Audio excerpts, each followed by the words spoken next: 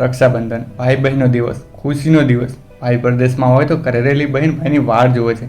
એ હરખ હોય છે કે મારો ભાઈ આવશે એને હું એને રાખડી બાંધીશ. અને અહીંયા પરદેશમાં રહેલો ભાઈ રક્ષાબંધનના 10 દિવસ પહેલાં રજા માંગી લે છે અને વિચારે છે કે ઘરે બેઠી બહેન એની વાટ જુએ છે. બહેન માટે ગિફ્ટ લાવે છે, ખુશી ખુશીથી ઘરે જાય છે અને રક્ષાબંધનનો દિવસ મનાવે છે.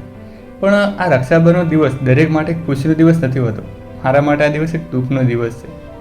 દુઃખ તો એ વાતનું છે કે મારે કોઈ સગી બહેન નથી.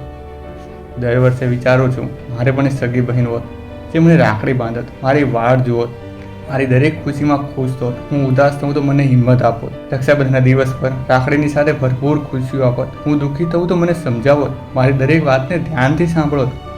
જ્યારે હું કોઈ ભાઈ બહેનને સાથે જઉં છું તો વિચાર છે કે એ ભાઈ કેટલો નસીબદાર હશે જેની ભગવાને બહેન આપી છે. આ રક્ષાબંધન દિવસ મારી માટે એક સામાન્ય દિવસ છે. રોજની જેમ નોકરી પર જવાનું, સાંજે પાછી આવવાનું અને રાત્રે ખૂણામાં બેસીને રડી લેવાનું. કદાચ ભગવાને મને બધું જ આપ્યું છે પણ એક બહેનનું જે દુઃખ છે એ ભૂલી નથી શકતો.